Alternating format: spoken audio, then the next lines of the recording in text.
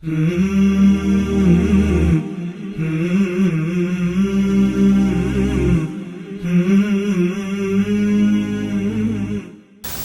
علیکم ورحمۃ اللہ وبرکاتہ۔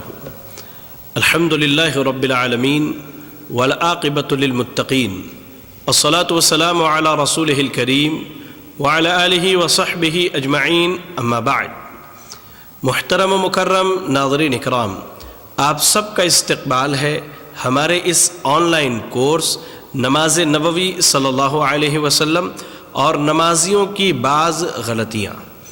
الحمدللہ آج ہمارا 5واں ایپیسوڈ ہے اور وعدے کے مطابق آپ کے سامنے آج بھی نماز کے احکام و مسائل پر کچھ اہم باتیں رکھی جائیں گی۔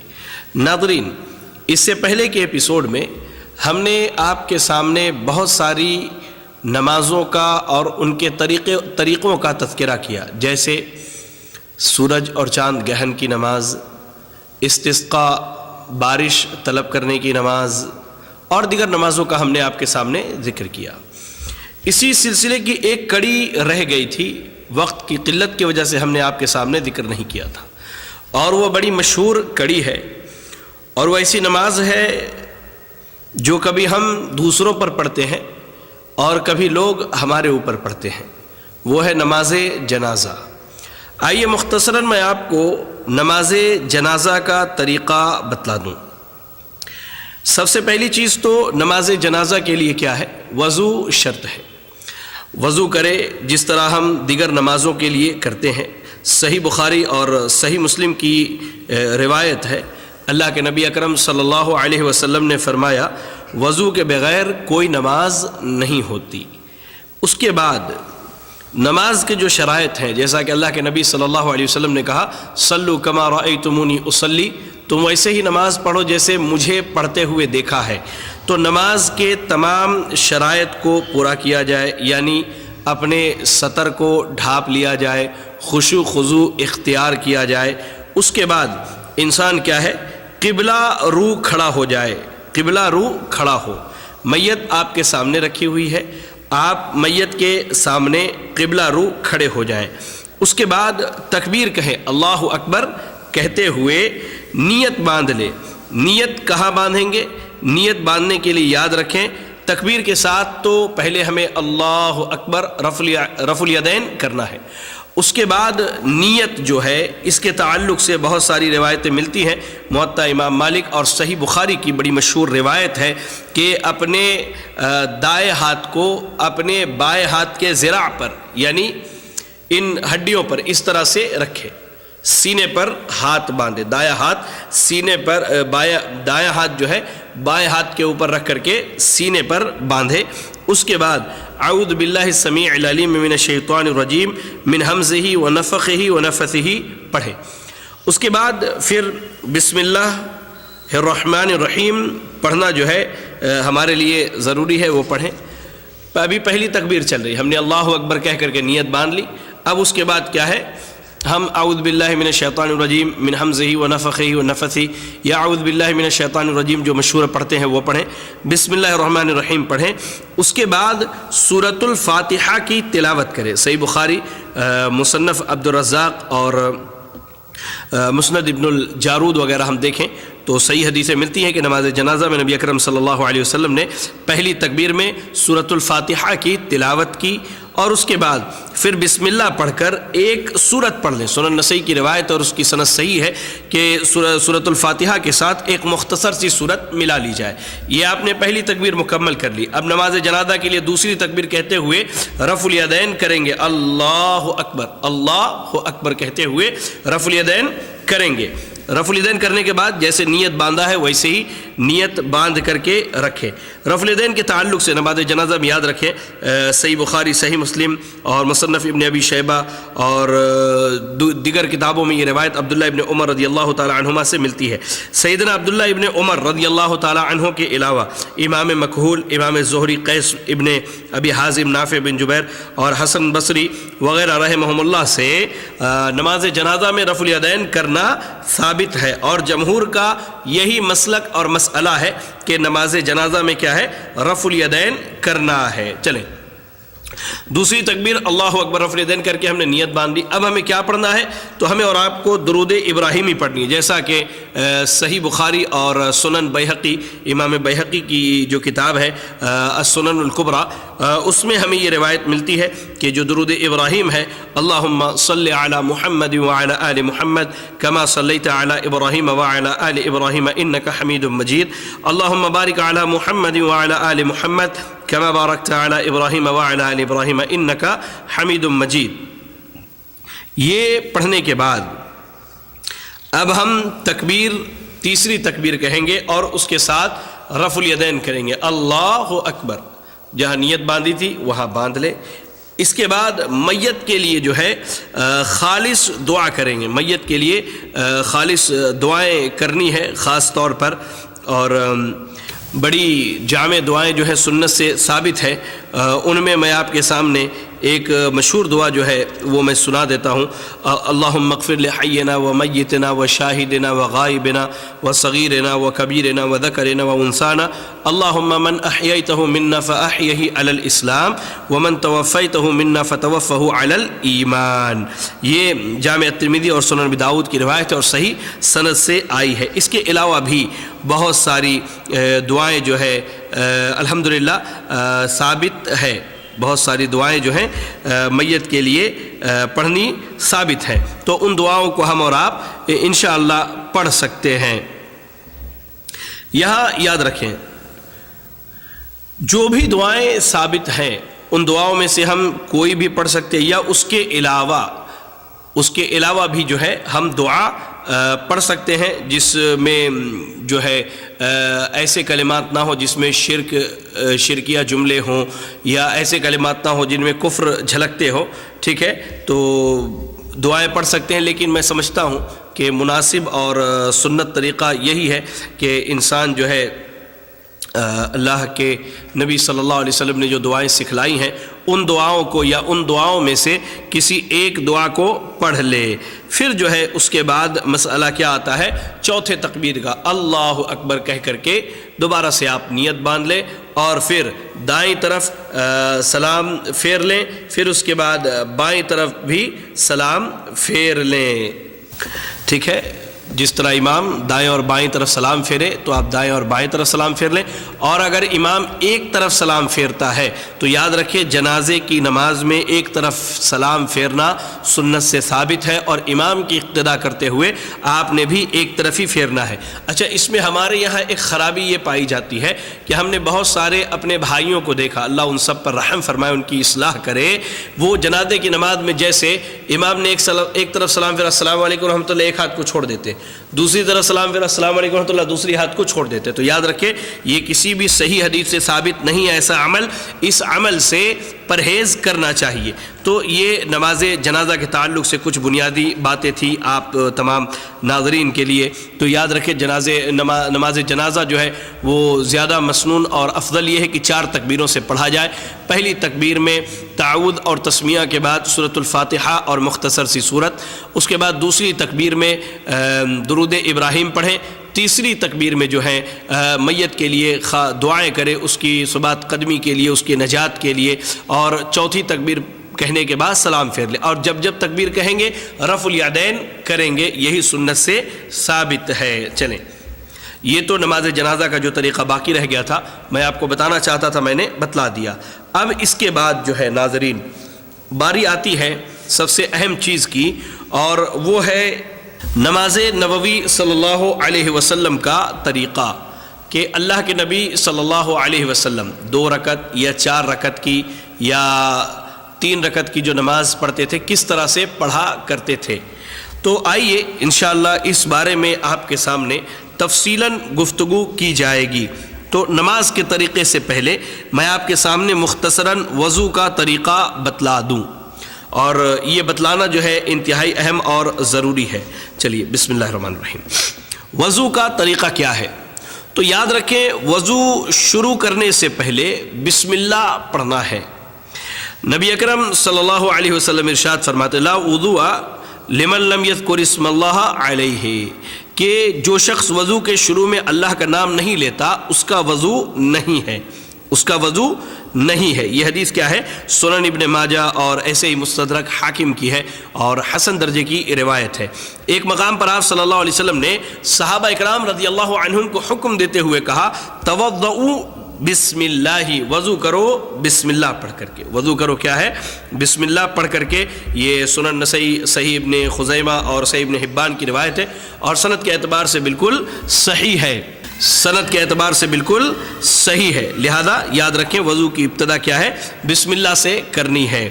اس کے بعد ایک مسئلہ ہے، وضو جو ہے پاک پانی سے کریں۔ وضو کیا ہے؟ پاک پانی سے کریں۔ اور اس تعلق سے یاد رکھیں سیدنا عبداللہ ابن عمر رضی اللہ تعالی عنہما کا ایک عمل مصنف ابن ابی شیبہ کے اندر ملتا ہے کہ آپ گرم پانی سے بھی وضو کیا کرتے تھے، تو گرم پانی سے وضو کرنا جائز اور درست ہے۔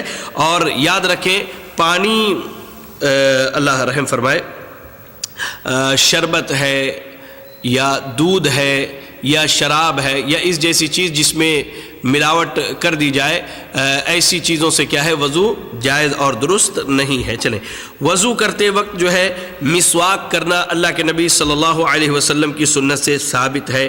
آپ صلی اللہ علیہ وسلم ارشاد فرماتے، صحیح بخاری اور صحیح مسلم کی روایت ہے، لولا ان اشق علی امتی او علی الناس لامرتهم بالسواک مع کل صلاۃ، اگر مجھے میری امت کے لوگوں کو مشقت کا ڈر نہ ہوتا تو میں انہیں ہر نماز کے ساتھ مسواک کرنے کا حکم دیتا۔ تو وضو کی ابتدا سے پہلے جو ہے ہم مسواک کر سکتے ہیں اور نماز سے پہلے بھی مسواک کر سکتے ہیں۔ ایسے ہی آپ صلی اللہ علیہ وسلم کا یہ معمول تھا کہ جب آپ رات کو اٹھتے تو آپ مسواک کیا کرتے تھے، جیسا کہ صحیح مسلم کی روایت میں ہمیں ملتی ہے۔ بسم اللہ کہنے کے بعد، مسواک کرنے کے بعد اب جو ہے ہمیں کیا کرنا ہے؟ تو پہلے اپنے دونوں ہتھیلیوں کو 3 دفعہ دھلنا۔ یہ دونوں ہتھیلیاں ہیں، دیکھیے یہ دونوں ہتھیلیاں ہیں، ان دونوں ہتھیلیوں کو کیا ہے؟ 3 دفعہ دھلنا ہے، جیسا کہ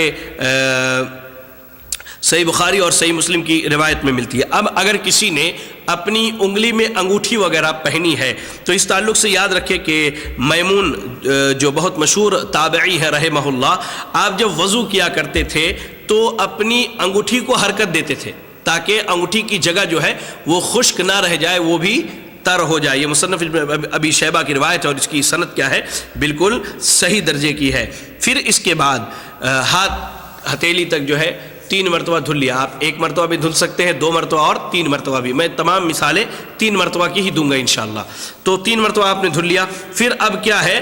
3 مرتبہ منہ میں پانی لے کر کے کلی کرے اور ناک میں پانی ڈالے، اور زیادہ مناسب اس تعلق سے یہ ہے کہ 1 چلو بھرے پانی اور آدھا پانی منہ میں دے اور آدھے پانی سے ایسے ناک صاف کر لے۔ مثال کے طور پہ آپ نے 1 چلو پانی لیا، آدھا پانی منہ میں ڈالا اور آدھے پانی سے ناک کو صاف کیا، تو 3 مرتبہ اس طرح کریں، ناک اچھی طرح سے صفائی کر لیں۔ پھر جو ہے 3 دفعہ پانی لے کر کے اپنے چہرے کو دھلے، 3 دفعہ پانی لے کر چہرے کو دھلے۔ چہرہ یہاں سے لے کے یہاں تک اور یہاں سے لے کے یہاں تک، یہ چہرے کا حصہ ہے، 3 دفعہ اس کو دھلے۔ آپ نے جب چہرے کو دھل لیا تو اب کیا ہے؟ 3 دفعہ اپنی کہنیوں کو دھونا ہے، اپنی کوہنیوں کو دھونا ہے یہاں تک۔ یہ جو ہے ہاتھ کی کہنی، یعنی اس انگلی سے لے کر یہاں تک، کہنی کے بعد تک 3 دفعہ آپ پانی لے، دائیں ہاتھ سے دھلے، 3 دفعہ بائیں ہاتھ سے۔ بعض لوگوں کو ہم نے دیکھا وہ کیا کرتے ہیں کہ 3 دفعہ دھلنے کے بعد پھر 3 چلو پانی لیتے ہیں۔ یہ کیا ہے؟ یہ سنت کے خلاف ہے۔ 3 دفعہ آپ پانی لیجئے چلو سے اور اچھی طرح سے رگڑ کر کے اس کو دھل لیجئے۔ 3 دفعہ جب دونوں دائیں اور بائیں ہاتھ آپ نے دھل لیا تو اب اس کے بعد جو باری آتی ہے وہ کیا ہے؟ سر کے مسح کی باری ہے۔ دیکھیں میں جتنی بھی یہ باتیں بتلا رہا ہوں یہ سب کی سب صحیح بخاری اور صحیح مسلم کی روایتوں کا خلاصہ ہے۔ سر کا مسح کرے، پورے سر کا۔ اب میں نے ٹوپی اتار دی۔ سر کیا ہے؟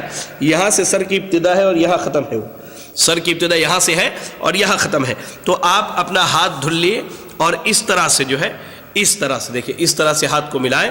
ایسے ملانے کے بعد جو ہے ایسے سر کا پورا پیچھے تک لے جائیں، پھر کیا ہے؟ اس کو آگے تک لے کر کے آئے۔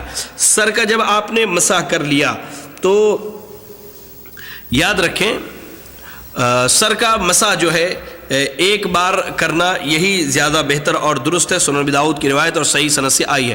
پھر دونوں کانوں کے اندر اور باہر کا 1 دفعہ مسح کرے۔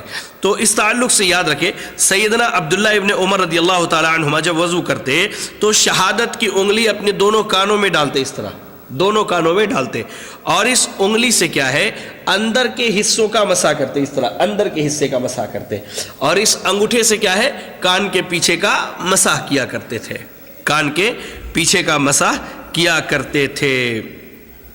یہاں ایک چیز یاد رکھیں، بعض لوگ کان کے مسح کے بعد الٹے ہاتھ سے گردن کا مسح کرتے ہیں، تو میرے بھائی اور میری بہنیں یاد رکھیں کہ کسی بھی صحیح حدیث سے کان کے مسح کے بعد گردن کا مسح ثابت نہیں ہے، یہ وضو کا حصہ نہیں ہے، اس سے کیا ہے پرہیز کرنا چاہیے۔ چلے اس کے بعد دونوں پیر جو ہے اپنے ٹخنے تک دھلنے ہیں، دونوں پیر 3 مرتبہ اپنے ٹخنوں تک دھلنے ہیں۔ ایک چیز یاد رکھیں آپ، میں آپ کو بتلا دوں کہ جب ہاتھ اور پیر کی انگلیاں دھلیں تو اس میں خلال کریں، اس طرح سے جو ہے خلال کریں تاکہ انگلیوں کے گوشے گوشے میں ہر حصے میں پانی چلا جائے، ایسے ہی پیر کے انگلیوں میں بھی اس طرح سے مسح کریں جب پیر کی انگلیوں کو دھلیں۔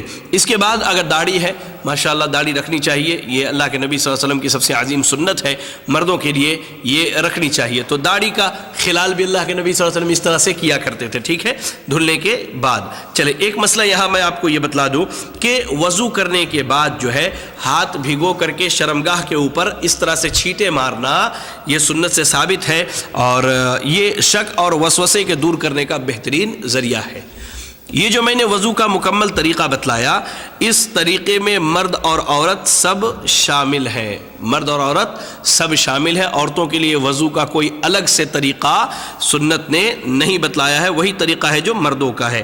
اب وضو کی کر لیا ہم نے، اس کے بعد جو ہے اب دعا پڑھنی ہے، تو وضو کی کئی دعائیں ثابت ہیں، اس میں ایک دعا میں آپ کو پڑھ کے سنا دوں، اشہد ان لا الہ الا اللہ وحدہ لا شریک لہ واشہد ان محمدا عبدہ ورسولہ سبحانک اللہم وبحمدک اشہد ان لا الہ الا انت استغفرک واتوب الیک۔ یہ مستدرک حاکم وغیرہ کی روایت ہے اور صحیح سند سے آئی ہے۔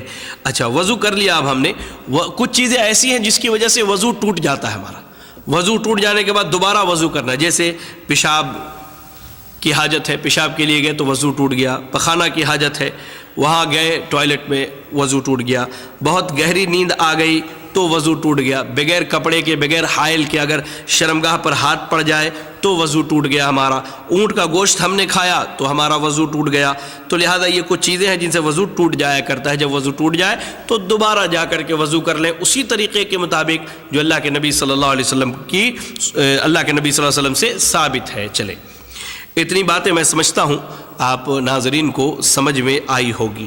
اس کے بعد جو سب سے اہم مسئلہ ہے وہ ہے نماز نبوی صلی اللہ علیہ وسلم۔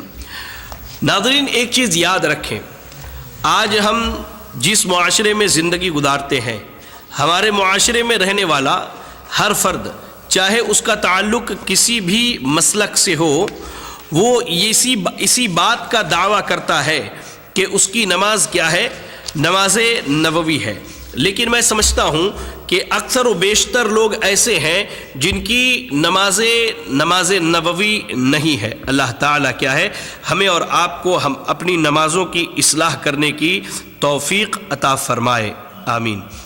ایک چیز یاد رکھیں، نمازوں کی ابتدا کیسے ہوگی؟ اگر نماز کے لیے ہم نے وضو کر لی ہے، اب اگر ہم نماز با جماعت ادا کر رہے ہیں، اگر ہماری نماز جو ہے با جماعت ادا ہو رہی ہے تو نمازوں کی ابتدا صفوں کی درستگی سے ہوگی، اور صفوں کی درستگی کون کرائے گا؟ امام وقت کی یہ ذمہ داری ہے، جو مصلی پر کھڑا ہے امام، وہ صفوں کو درست کرائے۔ اس تعلق سے سنن نبی داؤد کی بڑی مشہور روایت ہے، حضرت نعمان بن بشیر رضی اللہ تعالی عنہ سے مروی ہے، کہتے ہیں کہ کان رسول اللہ صلی اللہ علیہ وسلم یسوی صفوفنا اذا قمنا الى الصلاة فاذا استوینا کبرا، کہ اللہ کے نبی صلی اللہ علیہ وسلم جب کھڑے ہوتے نماز پڑھانے کے لیے تو ہماری صفوں کو برابر کراتے، جب صفیں برابر ہو جاتی تو آپ صلی اللہ علیہ وسلم تکبیر تحریمہ کہا کرتے تھے۔ تو یہ امام کی ذمہ داری ہے۔ آج ہمارے یہاں اللہ رحم فرمائے بہت سارے بھائیوں کو دیکھا، واللہ تنقید میرا ارادہ نہیں ہے، اصلاح کی نیت سے کہہ رہا ہوں، اللہ میری نیتوں کو بہتر جانتا ہے، کہ وہ مصلی پر کھڑے ہوتے ہیں اور بس نمازی پتہ نہیں کیسے کھڑے ہیں، کس حال میں کھڑے ہیں، اور کسی کا پیر کسی کے پیر کے سے بہت دور ہے، لوگوں کے درمیان بڑی دوریاں دوریاں ہیں، اس کے باوجود بغیر صفوں کو سیدھی کرائے درست کرائے کیا کرتے ہیں؟ نماز کے لیے تکبیر کہہ دیتے۔ نہیں میرے بھائیوں، ہم اور آپ اگر نماز پڑھا رہے ہیں، ہم امام ہیں مسجد کے، تو ہماری ذمہ داری ہے کہ ہم صفوں کو درست کرائیں۔ کیا پتہ اللہ رب العالمین قیامت کے دن ہم سے اسی تعلق سے سوال کر لے۔ ایک چیز یاد رکھیں، شرعی نماز بغیر نیت کے درست نہیں ہے، اور نماز ایک عبادت ہے، اور نیت اس کی خالص اللہ کے لیے ہونی چاہیے۔ صحیح بخاری اور صحیح مسلم اور دیگر سنن کی روایت ہے، انما الاعمال بالنیات۔ اللہ کے نبی صلی اللہ علیہ وسلم نے کہا کہ نیت، تمام اعمال کا دار و مدار کیا ہے؟ انسان کی نیت پر ہے۔ انسان اگر نیت کرتا ہے تو ہی اس کے اعمال کیا ہے؟ اللہ تعالیٰ کے ہاں مقبول ہوتے ہیں۔ اگر اس کے تعلق سے ائمہ کے اقوال دیکھیں تو امام شوکانی رحمہ اللہ کہتے ہیں کہ نماز کی نیت جو ہے نماز کی صحت کے لیے شرط ہے۔ امام ابن حزم کہتے ہیں کہ نماز میں نیت فرض لازم ہے۔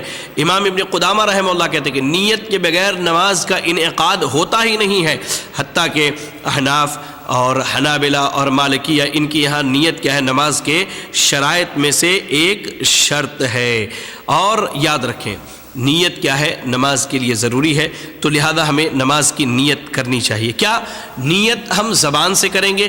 جیسا کہ آج ہمارے معاشرے میں عام ہے کہ لوگ جب نمازوں کے لیے کھڑے ہوتے ہیں تو باضابطہ وہ اپنی زبان سے کہتے ہیں کہ میں نیت کرتا ہوں 2 رکعت فرض نماز کی، منہ میرا قبلہ کی طرف، فلاں امام کے پیچھے، فلاں وقت کی نماز، اللہ کی پناہ۔ میرے بھائیوں، دین میں بدعتوں کو ایجاد کرنا یہ گمراہی کے اسباب میں سے ایک سبب ہے۔ میں نہیں سمجھتا کہ صحیح تو صحیح ضعیف اور موضوع روایتیں بھی نہیں ملیں گی انشاءاللہ کہ زبان سے نیت کی جائے۔ نیت دل کے ارادے کا نام ہے، اور نیت کا وقوع محل کیا ہے؟ انسان کا دل ہے۔ لہذا کیا کریں کہ نیت دل سے کریں۔ اور یاد رکھیں، آپ جو وضو کرتے ہیں، ہم اور آپ جو وضو کرتے ہیں، یہ وضو در حقیقت ہماری نیت کے لیے ایک ذریعہ ہے، اور ایک سمجھیے کہ ایک سبب ہے۔ وضو کیا ہے؟ ہماری نیت کے لیے ایک ذریعہ ہے اور ایک سبب ہے۔ چلیے، اس کے بعد جو ہے نیت کا مسئلہ تو ہمارے سامنے آ گیا۔ اب جب ہم نے نیت کر لی تو ہماری ذمہ داری ہے کہ ہم اور آپ نماز کے لیے قبلہ رو اپنا رخ کریں، جیسا کہ اس سے پہلے کے ایپیسوڈوں میں آپ کے سامنے یہ بات رکھی گئی تھی کہ نماز کے لیے قبلہ رو ہونا کیا ہے؟ انتہائی اہم اور ضروری ہے۔ اب ہم نماز کے لیے جب قبلہ رو ہو گئے تو ہماری ذمہ داری، سب سے پہلی ذمہ داری کیا ہے کہ ہم تکبیر تحریمہ کہیں۔ تکبیر تحریمہ یعنی اللہ اکبر کے کلمات کہتے ہوئے اپنے ہاتھوں سے رفع الیدین کرے، یعنی اپنے ہاتھوں کو اٹھائے اور کیا ہے؟ نیت باندھے۔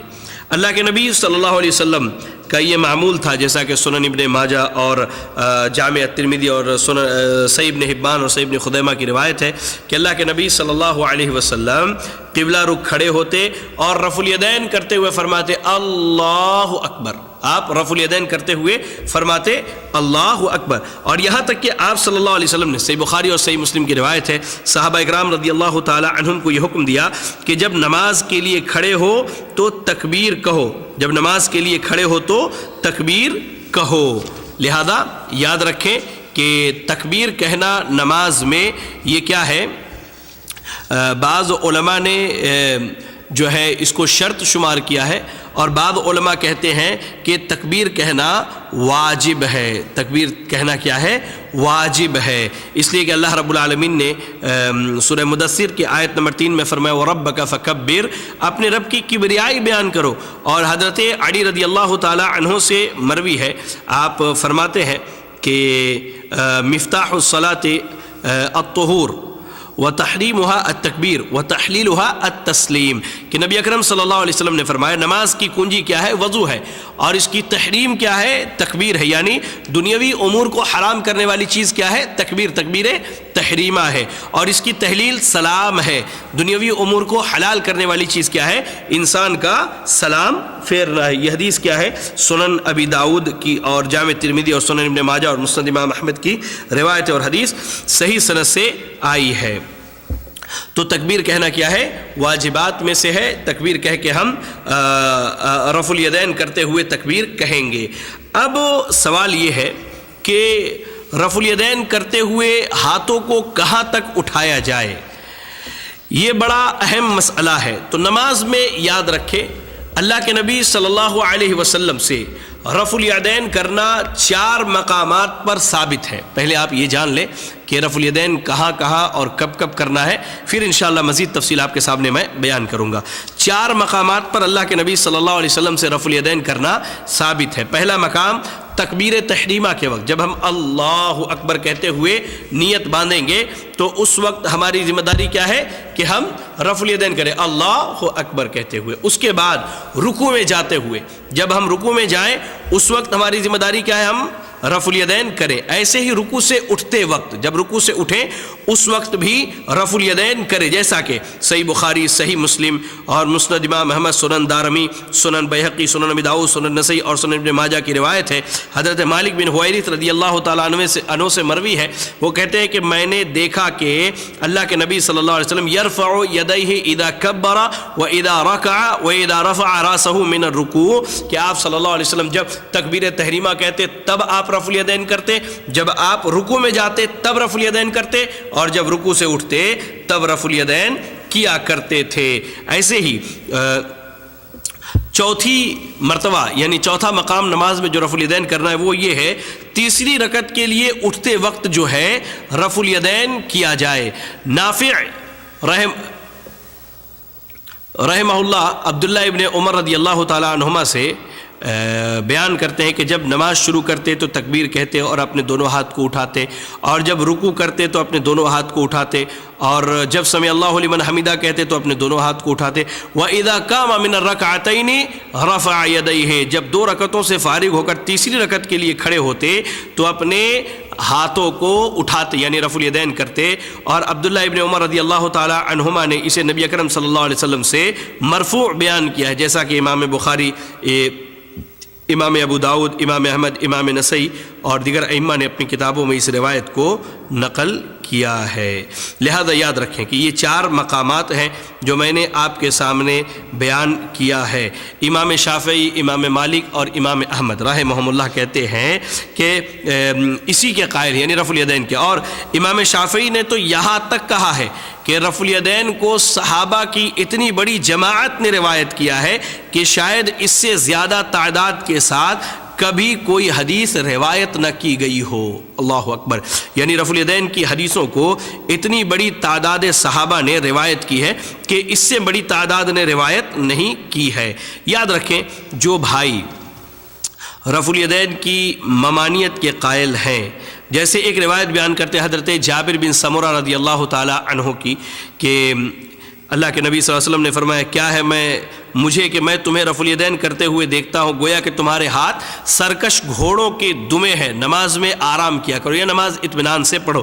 یہ حدیث صحیح مسلم کی ہے۔ دیکھیے بعض بھائیوں نے اس روایت کو دلیل بنا کر کے رفع الیدین کو نکارا ہے، تو میں آپ کو یہ بتلا دوں کہ اس کا جواب ائمہ نے کچھ اس طرح سے دیا ہے کہ اس حدیث میں یہ کہیں بھی موجود نہیں ہے، اور نہ یہ ممانعت ہے کہ رکوع والے رفع الیدین نہ کیا جائے یا رکوع والے رفع الیدین کی ممانعت ہو، اس میں ایسا کچھ بھی نہیں ہے۔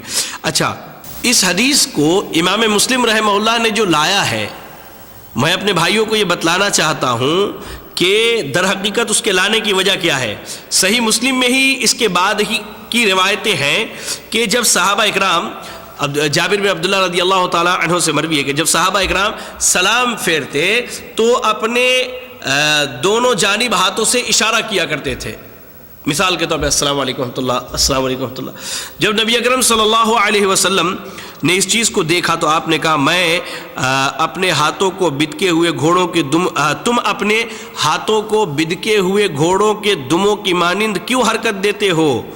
تم میں سے کسی ایک کو اتنا ہی کافی ہے کہ وہ اپنا دایاں ہاتھ اپنی ران پر رکھے اور اپنے دائیں اور بائیں جانب بیٹھے ہوئے بھائی کو سلام کرے۔ تو صحیح مسلم کی اس روایت میں اس بات کا حکم ہے کہ یہ جو اللہ تعالیٰ رحم فرمائے، رفع الیدین کی تردید میں جو بھائی روایت لے کر کے آتے ہیں ان سے گزارش ہے کہ صحیح مسلم کے بعد کی جو حدیثیں ہیں وہ بھی پڑھ لیں اپنے بیان کردہ روایت کے بعد، تو پتہ یہ چلے گا کہ وہ تشہد میں ہاتھ اٹھانے کے تعلق سے ہے، نہ کہ رکوع میں جاتے وقت اور رکوع سے اٹھنے کے بعد، اور ایسے ہی دوسری رکعت سے تیسری رکعت کے لیے اٹھتے وقت کے رفع الیدین کی ممانعت کی دلیل، ایسا کچھ بھی نہیں ہے۔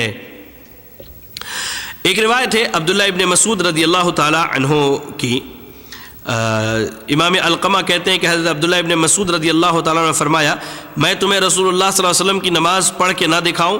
پھر انہوں نے نماز پڑھی اور صرف ایک مرتبہ رفع الیدین کی، یعنی نماز کی ابتدا کرتے وقت۔ تو امام ابن حزم رحمہ اللہ اس حدیث کا جواب جو ہے محدثین نے یہ دیا ہے کہ یہ حدیث دیگر صحیح و متواتر احادیث کے خلاف ہے، لہذا قابل حجت نہیں ہے۔ جیسا کہ امام شافعی رحمہ اللہ کا میں نے آپ کو قول سنایا، وہ کہتے ہیں کہ ایک بہت بڑی تعداد صحابہ نے روایت کی رفع الیدین کی حدیث کو، تو عبداللہ ابن مسعود رضی اللہ تعالیٰ عنہ کی یہ روایت کیا ہے، وہ کہتے ہیں کہ قابل حجت نہیں ہے۔ دوسری چیز، صحابی کا عمل رسول اللہ صلی اللہ علیہ وسلم کے عمل کے مقابلے میں حجت نہیں ہے۔ تیسری چیز، اگرچہ یہ حدیث صحیح ہے لیکن اس سے رفع الیدین کی نفی لازم نہیں آتی، بلکہ صرف تاکید میں کچھ کمی واقع ہوتی ہے، وگرنہ مشروعیت کی تو دیگر حدیث ہے۔ حیرت کی بات ہے، آپ کو 100 حدیثیں دی جا رہی رفع الیدین کرنے کی، آپ اس کو قبول نہیں کرتے ہیں، لیکن ایک حدیث آپ لے کر کے آتے ہیں رفع الیدین کو ترک کرنے کے لیے، تو میں سمجھتا ہوں کہ یہ تقلید اور تعصب کے علاوہ کچھ بھی نہیں ہے۔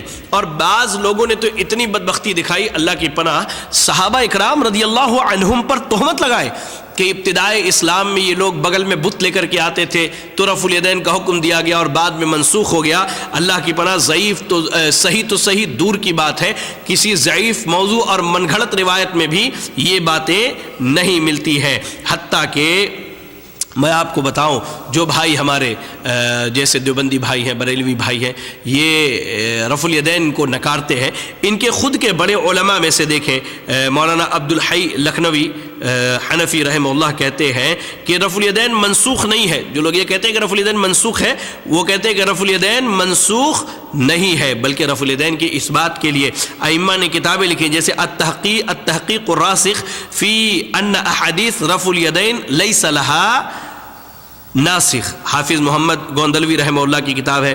نور العینین فی مسئلۃ رفع الیدین، ابھی حال ہی کے حافظ زبیر علی زئی حفظہ اللہ کی کتاب ہے۔ جزء رفع الیدین، امام بخاری رحمہ اللہ کی معرکۃ العرب، بہت مشہور کتاب ہے۔ ایسے ہی انسائکلوپیڈیا آف اثبات رفع الیدین، مولانا محمد خالد گھر جاکھی حفظہ اللہ کی کتاب ہے۔ ایسے ہی حکیم عبد الرحمن خلیق صاحب کی 12 مسائل پڑھیں، انشاءاللہ رفع الیدین کے دلائل آپ کو ملیں گے۔ بہرحال تو اللہ کے نبی صلی اللہ علیہ وسلم اپنے ہاتھوں کو اٹھاتے رفع الیدین کرتے ہوئے کہاں تک؟ بعض روایتیں ہیں جیسا کہ صحیح بخاری صحیح مسلم کی ہے کہ آپ جو ہے اپنے کاندھے تک اٹھاتے، ہاتھ یہاں تک کاندھے تک آتے تھے، اور بعض جو دوسری روایتیں ہیں اس میں یہ ہے کہ آپ اپنے کانوں تک اٹھاتے، جیسا کہ صحیح مسلم کی روایت ہے، یہ کان کی ہائٹ تک، کانوں تک۔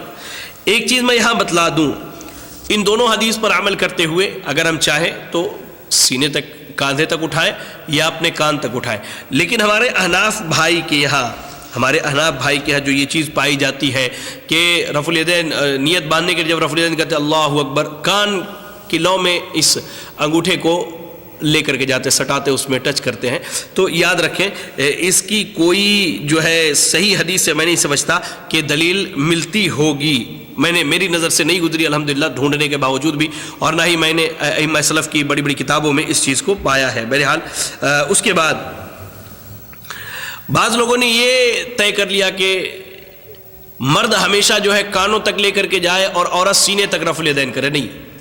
نماز کے باب میں یاد رکھیں اللہ کے نبی صلی اللہ علیہ وسلم نے فرمایا صلو کما رأیتمونی اصلی، تم ویسے ہی نماز پڑھو جیسے مجھے نماز پڑھتے ہوئے دیکھا ہے۔ تو یہ اس بات کا تقاضا ہے کہ مرد اور عورت کی نماز ایک ہی ہے اور اس میں کوئی فرق نہیں، کیونکہ اللہ کے نبی صلی اللہ علیہ وسلم نے کوئی فرق نہیں بتلایا ہے مرد اور عورت کی نماز میں، لہذا عورت چاہے تو سینے تک لے جائے یا کان تک لے جائے، اور مرد چاہے تو سینے تک یا کان تک، لیکن اس طرح سے ٹچ کرنا، اس طرح سے کانوں کو چھو کر کے نیت باندھنا کسی بھی صحیح حدیث سے ثابت نہیں ہے۔ چلیں، رفع الیدین کرتے وقت کیسے رفع الیدین کرے؟ سنن ابی داؤد اور صحیح ابن خزیمہ کی روایت ہے، انگلیاں بالکل ایسے نہیں ہونی چاہیے. بعض بھائیوں کو ہم نے دیکھا اللہ ایسے اللہ اکبر، نہیں، اللہ اکبر ایسے، انگلیاں جو ہے ایک دم آپ کی پھیلی ہوئی ہونی چاہیے. اللہ اکبر، ایک دم ایسے بھی نہیں، ایسے اللہ اکبر، انگلیوں کو پھیلا کر رفع الیدین کیا کرتے. پھر اس کے بعد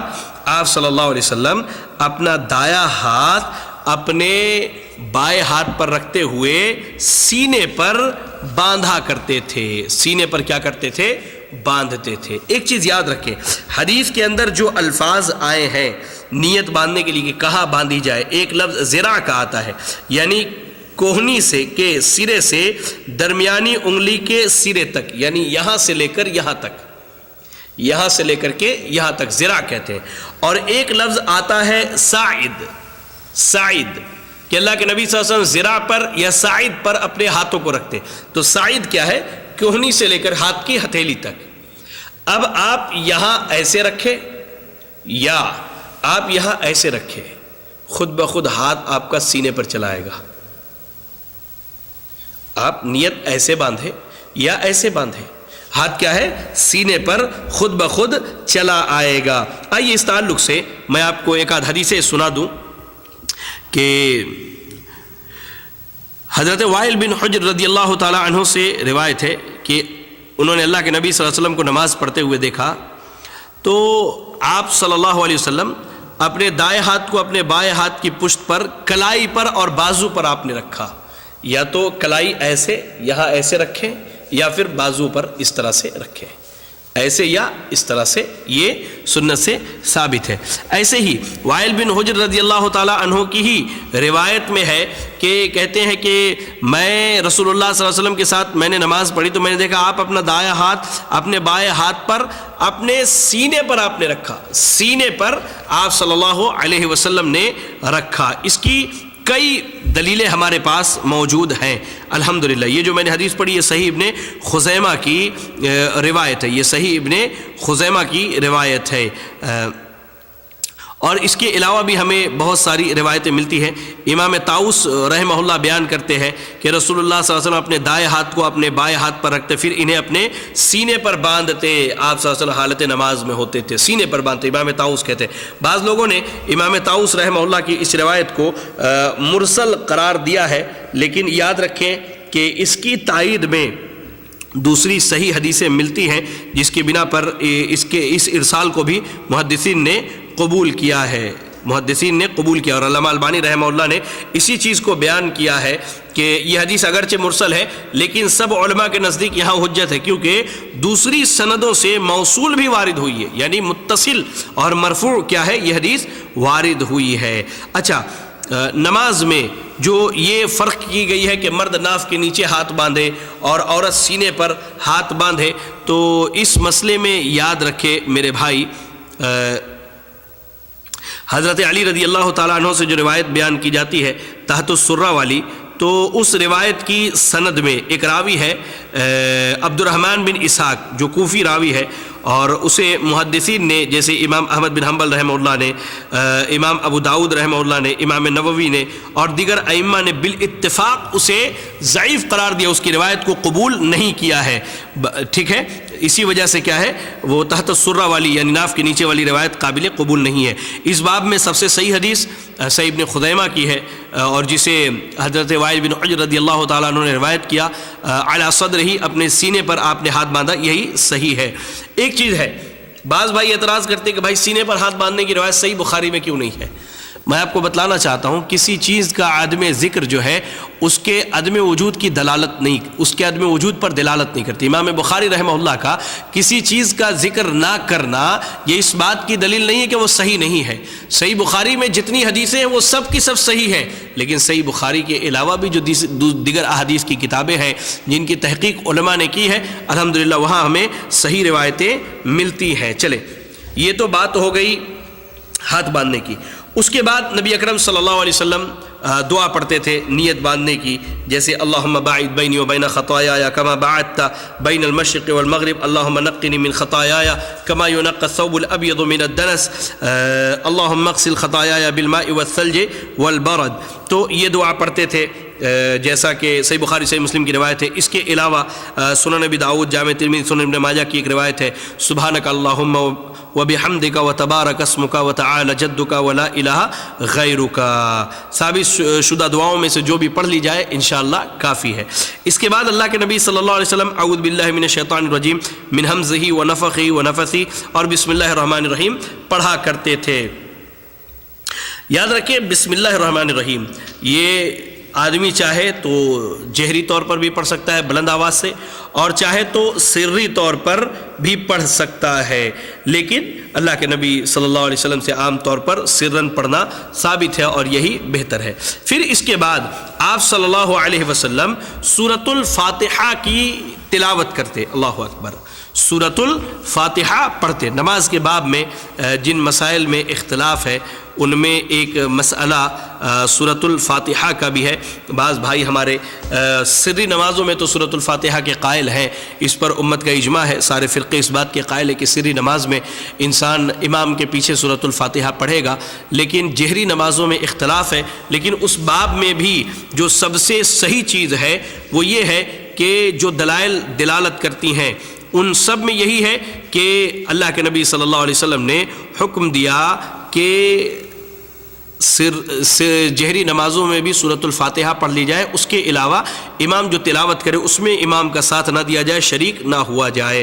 جیسا کہ عبادہ بن صامت رضی اللہ تعالیٰ عنہ کی روایت ہے، اللہ کے نبی صلی اللہ علیہ وسلم نے کہا لا صلاۃ لمن لم یقرأ بفاتحۃ الکتاب، جس نے سورۃ الفاتحہ نہ پڑھی اس کی نماز نہیں ہوئی۔ یہ حدیث صحیح بخاری اور صحیح مسلم کی روایت ہے۔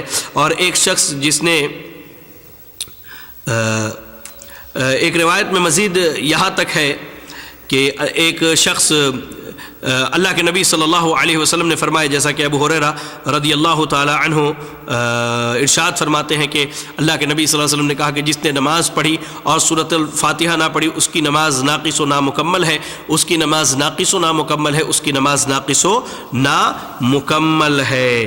تمام ائمہ جو ہے، جمہور ائمہ، صحابہ، تابعین، امام مالک، امام شافعی وغیرہ جو ہے نماز میں سورۃ الفاتحہ کے قرأت کے فرض کے قائل تھے، لہذا نماز میں سورۃ الفاتحہ پڑھی جائے اور ہر رکعت میں پڑھی جائے، ہر رکعت میں پڑھی جائے، چاہے وہ 4 رکعت کی نماز ہو، 2 رکعت کی نماز ہو یا 3 رکعت کی نماز ہو، وہ سری ہو یا جہری نماز ہو، تمام رکعتوں میں پڑھی جائے۔ یاد رکھیں اس تعلق سے بڑی مشہور روایت ملتی ہے، ایک شخص جسے اللہ کے نبی صلی اللہ علیہ وسلم نماز کی تعلیم دے رہے تھے، تو پھر آپ نے اسے نماز سکھلانے کے بعد سورۃ الفاتحہ پڑھنے کا حکم دیا، پھر کہا ثم فعل ذلك في صلاتك كلها، پھر تم اپنی بقیہ پوری نماز اسی طرح کرو، یعنی جس طرح پہلی رکعت میں تم نے سورۃ الفاتحہ پڑھی ویسے ہی تمام رکعتوں میں سورۃ الفاتحہ پڑھو۔ یہ حدیث کیا ہے؟ صحیح بخاری کی روایت ہے۔ حتیٰ کہ مجھے یاد آتا ہے سنن بیہقی کی ایک روایت ہے اور اس کی سند کو حنفی عالم انور شاہ کشمیری رحمہ اللہ نے صحیح قرار دیا، کہتے ہیں عبادہ بن صامت رضی اللہ تعالیٰ عنہ سے مرفوعاً یہ روایت مروی ہے کہ لا صلاۃ لمن لم یقرأ بفاتحۃ الکتاب خلف الامام، اس شخص کی کوئی نماز نہیں جس نے امام کے پیچھے سورہ فاتحہ نہ پڑھی۔ اللہ اکبر۔ اب جو ہمارے احناف بھائی دلیل دیتے ہیں جیسے سورۃ الاعراف کی آیت نمبر 204 اذا قرئ القرآن فاستمعوا له وانصتوا، اور ایسے ہی ابو موسیٰ اشعری رضی اللہ تعالیٰ عنہ کی صحیح مسلم کی وہ روایت کہ جب قرآن پڑھا جائے تو خاموش ہو جاؤ، اور ایسے ہی حضرت جابر رضی اللہ تعالیٰ عنہ کی وہ روایت کہ امام کی قرأت جو ہے وہ مقتدی کی قرأت کے لیے کافی ہے، سنن ابن ماجہ کی روایت ہے۔ تو ان تمام دلائل، یہ تمام عمومی دلائل ہیں، ٹھیک ہے، یہ تمام عمومی دلائل ہے، جب قرآن پڑھا جائے تو خاموش ہو جاؤ، امام کی قرأت مقتدی کے لیے کافی ہے، تو یہ عام ہے، اس میں تخصیص نہیں ہے۔ تو ان روایتوں کی تخصیص میں سمجھتا ہوں ان حدیثوں سے ہو جاتی ہے جس میں اللہ کے نبی صلی اللہ علیہ وسلم نے کہا کہ سورۃ الفاتحہ کے علاوہ کچھ نہ پڑھو، یعنی سورۃ الفاتحہ پڑھنے کے بعد خاموشی اختیار کر لو۔ چلیں، یہ مسئلہ ہو گیا۔ جب اللہ کے نبی صلی اللہ علیہ وسلم نماز کے لیے کھڑے ہوتے، تکبیر کہتے، نیت کی دعا پڑھتے، تعوذ تسمیہ کے بعد جو ہے سورۃ الفاتحہ کی تلاوت کرتے، اور جب سورۃ الفاتحہ ختم کرتے تو آمین بالجہر کہا کرتے تھے، یعنی بلند آواز سے آمین کہتے، جیسا کہ ہم اگر دیکھنا چاہیں تو صحیح ابن حبان کی روایت ہے، اور ایک روایت میں یہاں تک آیا ہے کہ جہر بآمین، آپ صلی اللہ علیہ وسلم نے آمین بالجہر کہا. تو آمین بالجہر کہنا کیا ہے؟ یہ سنت سے ثابت ہے. اور جو وہ روایت ہے حضرت وائل بن حجر رضی اللہ تعالی عنہ کی، جس میں یہ ہے کہ وَخَفَضَ بِهَا صَوْتَهُ کہ آمین پست آواز سے آپ نے کہا، تو ائمہ اس سے استدلال کرتے ہیں کہ سری نمازوں میں کیا ہے آمین پست آواز سے کہی جائے، اور جہری نمازوں میں آمین کیا ہے بلند آواز سے کہی جائے. چلے پھر آپ صلی اللہ علیہ وسلم جب سورت کی ابتدا کرتے تو آپ بسم اللہ پڑھ لیا کرتے، بسم اللہ الرحمن الرحیم پڑھتے، اور اس کے بعد جو ہے آپ کوئی کسی سورت کی تلاوت کرتے. نبی صلی اللہ علیہ وسلم پہلی 2 رکعتوں میں سورۃ الفاتحہ اور کوئی سورت پڑھا کرتے تھے. یاد رکھیں آپ، نبی صلی اللہ علیہ وسلم پہلی رکعت میں سورۃ الفاتحہ کے ساتھ کوئی سورت پڑھا کرتے تھے. اگر 4 رکعت والی نماز ہے یا 2 رکعت یا 3 رکعت والی نماز ہے تو ابتدائی 2 رکعت میں سورۃ الفاتحہ کے ساتھ کوئی سورت پڑھتے، اور آخری کے 2 رکعت میں صرف سورۃ الفاتحہ پڑھا کرتے تھے، جیسا کہ صحیح بخاری اور صحیح مسلم کی روایت ہے. آپ صلی اللہ علیہ وسلم قرات کے بعد رکوع سے پہلے سکتہ کرتے، یعنی آپ نے جب سورۃ الفاتحہ پڑھ لی اور قرآن کی تلاوت کر لی، سورت کوئی پڑھ لی، تو اس کے بعد جو ہے آپ صلی اللہ علیہ وسلم تھوڑی دیر کیا ہے خاموش رہتے، سکتہ کرتے، تھوڑی دیر چپ رہتے. اس کے بعد پھر اللہ اکبر کہہ کے رفع الیدین کرتے اور رکوع میں جاتے. پھر آپ صلی اللہ علیہ وسلم جب رکوع میں جاتے تو اپنے دونوں ہاتھ کو کاندھے تک اٹھایا کرتے تھے، کاندھے تک اٹھایا کرتے تھے اور رفع الیدین کر کے رکوع میں جاتے. یا 2 چیزیں ہیں، یا تو اللہ اکبر کہتے ہوئے رفع الیدین کرتے، یا پہلے اللہ اکبر کہہ لیتے اس کے بعد رفع الیدین کر کے رکوع میں جایا کرتے تھے. دونوں چیزیں ثابت ہے.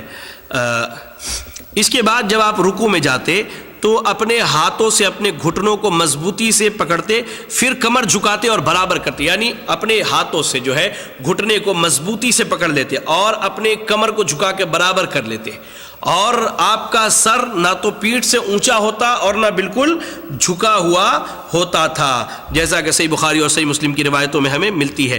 آپ صلی اللہ علیہ وسلم اپنی دونوں ہتھیلیاں اپنے گھٹنوں پر رکھتے، پھر اعتدال سے رکوع کرتے. دونوں ہتھیلیاں جو ہے یہ گھٹنوں پر اس طرح سے رکھتے اور اعتدال سے رکوع کرتے، نہ تو سر کو بہت زیادہ جھکاتے اور نہ بالکل سر کو اس طرح سے اٹھایا کرتے تھے. انشاءاللہ نماز کا جو پریکٹیکل طریقہ ہمارا آخری ایپیسوڈ ہوگا اس میں آپ کو ضرور یہ ساری چیزیں مزید تفصیل سے دکھائی جائیں گی. آپ صلی اللہ علیہ وسلم نے رکوع کیا تو اپنے گھٹنوں پر اپنے ہاتھوں کو رکھا اور آپ انہیں پکڑے رکھتے تھے، اور ہاتھ بالکل کمان کی طرح سیدھی ہوتی تھی، ایسے گھٹنے پر رکھتے اور ہاتھ بالکل یہ سیدھی ہوتی تھی. بعض بھائی کیا کرتے ایسے پہلوؤں میں دبا لیتے ہاتھ کو، نہیں، رکوع کرتے ہوئے بالکل سیدھی ہوا کرتی تھی. اس کے بعد آپ صلی اللہ علیہ وسلم رکوع کی دعا پڑھتے سبحان ربی العظیم. اس کے علاوہ جو دعائیں ثابت ہیں انشاءاللہ ان میں سے کوئی بھی دعا پڑھ لی جائے تو بہتر ہے.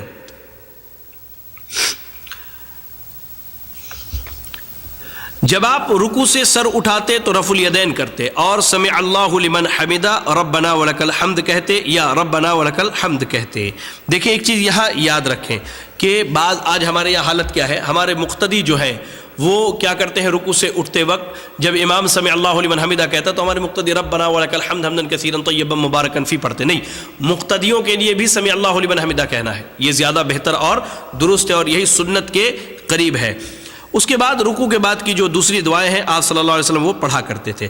پھر اس کے بعد مسئلہ کیا ہے، آپ صلی اللہ علیہ وسلم اللہ اکبر کہتے، جیسا کہ صحیح بخاری اور صحیح مسلم کی روایت ہے، رفع الیدین کرتے اور سجدے میں جھک جاتے.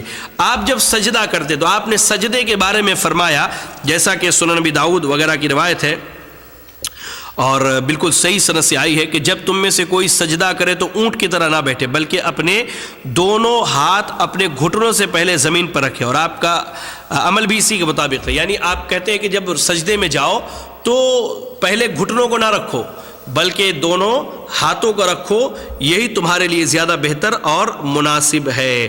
یاد رکھیں کہ بعض روایتوں میں جیسے سنن ابی داؤد وغیرہ کی روایت میں ہے کہ آپ صلی اللہ علیہ وسلم سجدے میں جاتے تو پہلے گھٹنے رکھتے پھر اپنا ہاتھ رکھتے.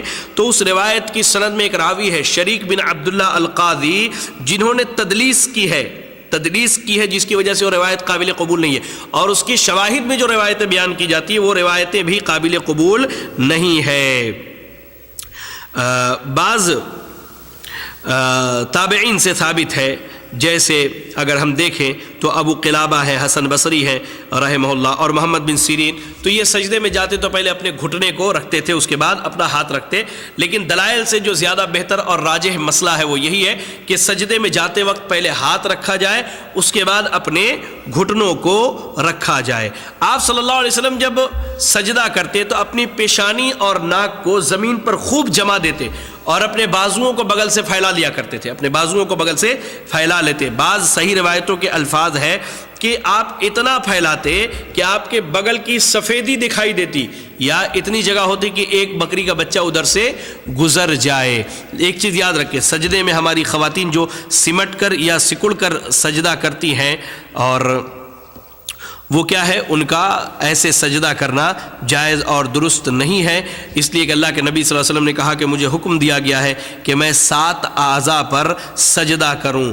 تو آپ صلی اللہ علیہ وسلم اپنا چہرہ، اس کے بعد 2 ہتھیلیاں، 2 گھٹنے اور پچھلے پیر کی 2 انگلیاں، ان 7 اعضاء کو آپ زمین پر لگاتے اور سجدہ کرتے تھے. لہذا عورتیں جو سجدہ کرتی ہیں جو بالکل زمین سے چپک کر کے، یہ سنت سے ثابت نہیں. اللہ کے نبی صلی اللہ علیہ وسلم کی پھر وہ حدیث سناؤں، صلو کما رأیتمونی اصلی، ویسے نماز پڑھو جیسے مجھے پڑھتے ہوئے دیکھا ہے. تو آپ صلی اللہ علیہ وسلم نے مرد اور عورت کی نماز میں کوئی فرق بیان نہیں کیا ہے.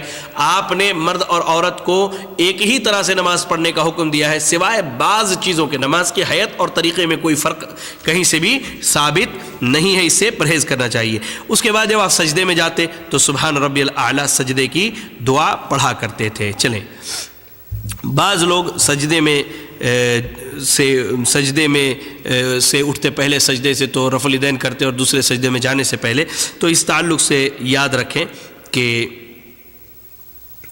ایسا کچھ بھی ثابت نہیں ہے، جیسا کہ صحیح بخاری اور سنن بیہقی اور ایسے ہی صحیح ابن خزیمہ وغیرہ کی روایت ہے، اور حافظ زبیر علی زئی رحمہ اللہ نے اس چیز کو بیان کیا ہے کہ ایسا کچھ بھی ثابت نہیں ہے.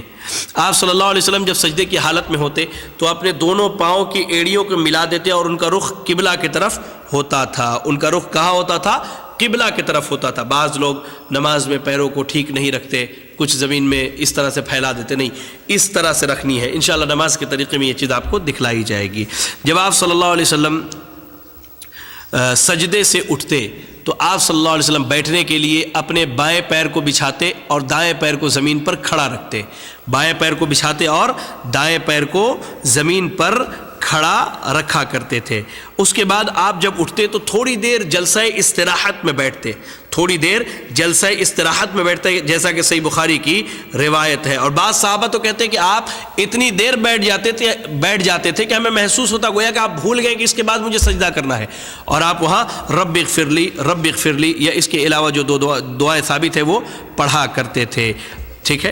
اس کے بعد آپ صلی اللہ علیہ وسلم جب دوسرے سجدے میں جاتے تو پھر وہی دعائیں پڑھتے، سبحان ربی الاعلیٰ اور جو دوسری دعائیں ثابت ہے. اچھا، جب آپ صلی اللہ علیہ وسلم مثال کے طور پر یہ ایک رکعت جو ہے مکمل ہو گئی، ایک رکعت کیا ہے مکمل ہو گئی. اب دوسری رکعت بالکل ویسے ہی پڑھیں گے جو میں نے آپ کو طریقہ بتلایا ہے. اس کے بعد جب دوسری رکعت میں ہم بیٹھیں گے تو دوسری رکعت میں دوسرے سجدے میں جب آپ تشہد کے لیے بیٹھیں تو آپ اپنا دایاں ہاتھ اپنے دائیں گھٹنے پر اور بایاں ہاتھ بائیں گھٹنے پر رکھتے. ٹھیک ہے. اور اس کے بعد آپ صلی اللہ علیہ وسلم جیسا کہ صحیح حدیث کے الفاظ ہیں، میں آپ کو بتلا دوں کہ صحیح مسلم کی روایت ہے، آپ صلی اللہ علیہ وسلم اس طرح سے حلقہ بناتے تھے. دیکھیے یہ 2 انگلیاں ایسے ہوں گی. اللہ رحم فرمائے ہمارے استاد ان کے اللہ سلامت ہے کہ شیخ مستقیم سلفی حفظہ اللہ کو جامع سلفیہ میں سنن ابی داؤد پڑھاتے تھے ہمیں، تو انہوں نے اس طرح سے سکھلایا تھا کہ اس طرح سے حلقہ بناتے اللہ کے نبی سے. یہ 2 انگلیاں بند ہوتی اور یہ 2 انگلیاں ایسے ہوتی اور ایک انگلی ایسے، اور اس انگلی کو تھوڑا خم کرتے دائیں ہاتھ کی انگلی کو، اور آپ صلی اللہ علیہ وسلم دعائیں پڑھتے اور اس کو حرکت دیا کرتے تھے. شہادت کی انگلی سے تھوڑا تھوڑا اشارہ کرتے. بہت سارے بھائیوں کو ہم نے دیکھا بہت زیادہ حرکت دیتے نہیں. آپ انگلی کو تھوڑا خم کریں اور دعا پڑھتے وقت آپ کیا ہے ہلکے ہلکے جو ہے اپنی انگلیوں سے اشارہ کریں. یہ اشارہ آپ صلی اللہ علیہ وسلم دوسرے تشہد میں بھی کرتے اور آخری رکعت میں. اگر 2 رکعت والی ہے تو وہ آخری ہے، لیکن 3 رکعت والی ہے تو پہلا تشہد ہے، 4 رکعت والی ہے تو دوسرا تشہد. تو آخری تشہد میں بھی بیٹھتے تو بالکل ایسے ہی اپنے ہاتھوں کو اپنے رانوں پر رکھتے، گھٹنوں پر رکھتے اور انگلی سے حرکت دیا کرتے تھے. انشاءاللہ اس کے لیے میں آپ کو بتلا دوں تو آپ دیکھ سکتے ہیں کہ سنن نبی داؤد اور ایسے ہی صحیح بخاری اور صحیح مسلم، سنن ابن ماجہ، صحیح ابن حبان اور سنن نسائی، دیگر حدیث کی کتابوں میں یہ ساری باتیں مل جائیں گی جو میں نے آپ کو بتلایا. پھر تشہد میں آپ صلی اللہ علیہ وسلم التحیات للہ والصلوات والطیبات، یہ جو دعا پڑھتے ہیں پڑھا کرتے. پھر آپ درود ابراہیم پڑھتے، اللہم صلی علی محمد وعلی آل محمد کما صلیت علی ابراہیم وعلی آل ابراہیم انک حمید مجید، درود ابراہیم پڑھتے. یہ 2 رکعت مکمل ہو گئی. اب جو ہے اگر 2 رکعت والی نماز ہے تو آپ صلی اللہ علیہ وسلم پڑھنے کے بعد، درود پڑھنے کے بعد، اس کے بعد مزید دعائیں ہیں، میں آپ کو بتلا دیتا ہوں انشاءاللہ. تو دعاؤں کو پڑھنے کے بعد دونوں طرف سلام پھیرتے تھے. لیکن اگر 3 یا 4 رکعت والی نماز ہے تو آپ صلی اللہ علیہ وسلم اللہ اکبر کہتے کھڑے ہوتے، تکبیر کہتے اور رفع الیدین کرتے. اللہ اکبر کہتے ہوئے کھڑے ہوتے اور رفع الیدین کر کے نیت باندھ لیتے. اچھا، دوسری 2 رکعتیں ہو گئی. تیسری اور چوتھی رکعت میں آپ صلی اللہ علیہ وسلم صرف سورۃ الفاتحہ پڑھتے تھے جیسا کہ میں نے اس سے پہلے بتلایا، اور اس کے علاوہ کوئی صورت نہ پڑھتے. اور تیسری رکعت بھی ویسے ہی پڑھنی ہے. چوتھی رکعت میں ہم آخری تشہد میں بیٹھتے ہیں. آخری تشہد میں جب بیٹھتے ہیں تو اللہ کے نبی صلی اللہ علیہ وسلم تورک کیا کرتے تھے. یہ تورک کیا ہے؟ تورک کا مطلب ہے نمازی کا دائیں کولہے کو بائیں نمازی کا جو ہے اپنے بائیں کولہے پر بیٹھنا اور بائیں پیر کو دائیں پیر کے نیچے سے باہر نکالنا. انشاءاللہ پریکٹیکل میں آپ کو ضرور وہ طریقہ دکھلا دوں گا، تو آپ یاد رکھیں. اس طرح سے جو ہے جب مصلی بیٹھے تو اپنے بائیں سورین کے بائیں حصے کو زمین پر رکھے، ٹھیک ہے، اور پیر جو ہے اس طرح جب وہ دائیں پیر اٹھا کر کے رکھے تو اس کے نیچے سے نکلا ہوا ہو، اسے تورک کہتے. تورک کے کئی طریقے حدیث میں بتلائے گئے ہیں، انشاءاللہ اس پر بھی مزید آپ کے سامنے روشنی ڈالی جائے گی. اس کے بعد جو ہے پھر التحیات پڑھے، درود پڑھے، اور اس کے بعد جو دعائیں ثابت ہیں عربی زبان میں، جیسے اللہم انی اعوذ بک من عذاب القبر واعوذ بک من عذاب النار ومن فتنۃ المحیا ومن فتنۃ الممات ومن فتنۃ المسیح الدجال، اور اس کے علاوہ جو دعائیں ثابت ہیں وہ دعا پڑھے. اور اس کے بعد جو ہے سلام پھیر لے دائیں اور بائیں طرف، انشاءاللہ اس کے لیے یہ کافی ہے. اس کے بعد نماز کی جو مسنون اذکار ہیں وہ پڑھیں. انشاءاللہ یہ باتیں مزید آپ کے سامنے گزر چکی ہے. تو یہ نماز نبوی صلی اللہ علیہ وسلم کا مختصر طریقہ تھا، جو میرے علم میں باتیں تھیں اور جو میں نے یہاں لکھ کر رکھا تھا آپ تک پہنچایا. ان میں جو بھی باتیں خیر کی یہ سب اللہ کی طرف سے ہیں، اور اس میں کوئی شر یا خرابی ہے تو میرے اور شیطان کے شر سے ہے. اللہ تعالیٰ سے ہم شیطان کے شر سے پناہ چاہتے ہیں. دعا کریں کہ اللہ تعالیٰ ہم سب کو نماز نبوی صلی اللہ علیہ وسلم کو سیکھنے اور سیکھ کر پڑھنے کی توفیق عطا فرمائے. جو چیزیں اور جو باتیں رہ گئی ہیں انشاءاللہ جب پریکٹیکل کا کلاس ہوگا تو باضابطہ آپ کو ساری چیزیں جو ہے انشاءاللہ پریکٹیکل کر کے بتا کر کے دکھلائی جائیں گی. اللہ تعالی ہم سب کو دین سمجھنے اور سیکھنے کی توفیق عطا فرمائے. آمین وآخر دعوانا ان الحمد للہ رب العالمین. جزاکم اللہ خیرا والسلام علیکم ورحمۃ اللہ وبرکاتہ.